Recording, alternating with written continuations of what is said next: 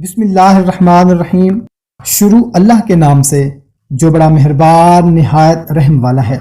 السلام علیکم میرے بھائیوں اور میری بہنوں، امید ہے آپ سب لوگ خیریت سے ہوں گے۔ دوستو، ہماری ایک بہن نے کمنٹ کیا ہے کہ نماز میں اگر برے گندے خیالات شیطانی وسوسے آئیں تو اس سے بچنے کے لیے کیا کیا جائے؟ تو دوستو، سب سے پہلی چیز کہ یہ وسوسے نماز کے اندر نماز کے باہر ہر انسان کو آتے ہیں، کسی کو تھوڑے آتے ہیں، کسی کو زیادہ آتے ہیں۔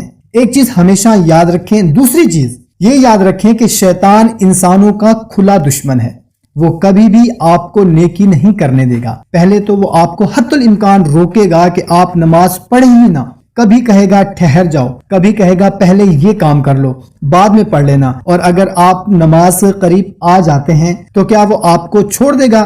کبھی نہیں، وہ اس کے بعد آپ کی نماز کی حالت میں برے گندے وسوسے ڈالے گا۔ تو میرے بھائیوں اور بہنوں، اسے آپ اپنا کام کرنے دیں، آپ اپنے رب سے اپنا تعلق مضبوط کریں، وہ آپ کا کچھ بھی نہیں بگاڑ سکے گا۔ ایک چیز تو یہ ہے۔ دوسری چیز کہ ان وسوسوں سے نماز میں کیسے بچا جائے۔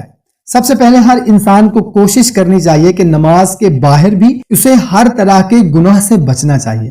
جب آپ گناہوں سے بچیں گے تو اس سے آپ کے ایمان کا لیول اپ ہوگا، اور جب آپ نماز کی حالت میں جائیں گے تو پھر اس وقت آپ کا ان خیالات سے بچنا آسان ہو جائے گا۔ اگلی چیز، ایک حدیث کے اندر ہمارے پیارے نبی کریم صلی اللہ تعالی وسلم نے فرمایا، جب ایک بندہ مومن نماز کے لیے کھڑا ہوتا ہے تو ایک فرشتہ اس کے دائیں طرف آ کے کھڑا ہو جاتا ہے اور کہتا ہے، اے نمازی، کاش تو جان جائے کہ تو کس بارگاہ میں کھڑا ہے تو تو ساری زندگی سلام ہی نہ پھیرے۔ سبحان اللہ۔ اگلی چیز میرے بھائیوں اور بہنوں، ہر بندہ مومن کو چاہیے کہ نماز کا ترجمہ یاد کرے۔ جب آپ نماز کا ترجمہ یاد کریں گے تو پھر آپ کو وہ لفظ پڑھتے ہوئے جو مزہ اور لطف آئے گا آپ سوچ بھی نہیں سکتے۔ جو ہی آپ کے ذہن میں کوئی خیالات آئیں گے، جب آپ ترجمے کی طرف غور کریں گے کہ میں کیا پڑھ رہا ہوں اور اس کا مطلب کیا ہے، تو اس طرح آپ برے خیالات سے بھی بچ جائیں گے۔ اور پھر جو نماز کے اندر ہم لفظ پڑھتے ہیں، انسان کو سوچنا چاہیے کہ یہ وہی لفظ ہیں جو میرے نبی کریم صلی اللہ تعالی علیہ وسلم پڑھا کرتے تھے،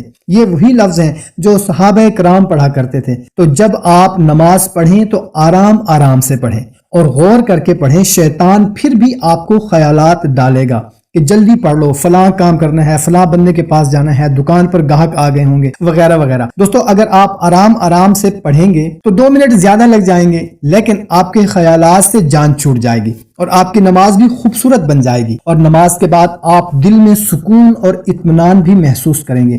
اس کے علاوہ ہر انسان کو یہ کوشش کرنی چاہیے کہ اپنی ہر نماز کو زندگی کی آخری نماز سمجھ کر پڑھنا چاہیے۔ آپ خود سوچیں کہ اگر آپ کو معلوم ہو جائے کہ یہ نماز میری زندگی کی آخری نماز ہے تو آپ پھر وہ نماز کس طرح پڑھیں گے؟ اور یہ تو کسی کو معلوم نہیں کہ یہ نماز پڑھنے کے بعد میں اگلی نماز پڑھ سکتا ہوں کہ نہیں، اس لیے آخری سمجھ کر پڑھیں کہ یہ سجدے میری زندگی کے آخری سجدے ہیں۔ آخری چیز یہ ہے کہ ہر بندہ مومن کو سوچنا چاہیے کہ میرے نبی کریم صلی اللہ تعالی علیہ وسلم نے فرمایا، اللہ کی عبادت اس طرح کرو جیسے تم اللہ کو دیکھ رہے ہو۔ اگر ایمان کا یہ لیول نہیں تو کم از کم اتنا تو ذہن میں رکھو کہ کائنات کا رب مجھے دیکھ رہا ہے۔ جب ہم نماز پڑھ رہے ہوتے ہیں تو اللہ تعالیٰ ہمارے ایک ایک لفظ کو سن رہے ہوتے ہیں اور دیکھ رہے ہوتے ہیں۔ تو جب بھی شیطانی خیال آئے تو سوچیں کہ میں اللہ کی بارگاہ میں کھڑا ہوں اور اللہ مجھے دیکھ رہا ہے۔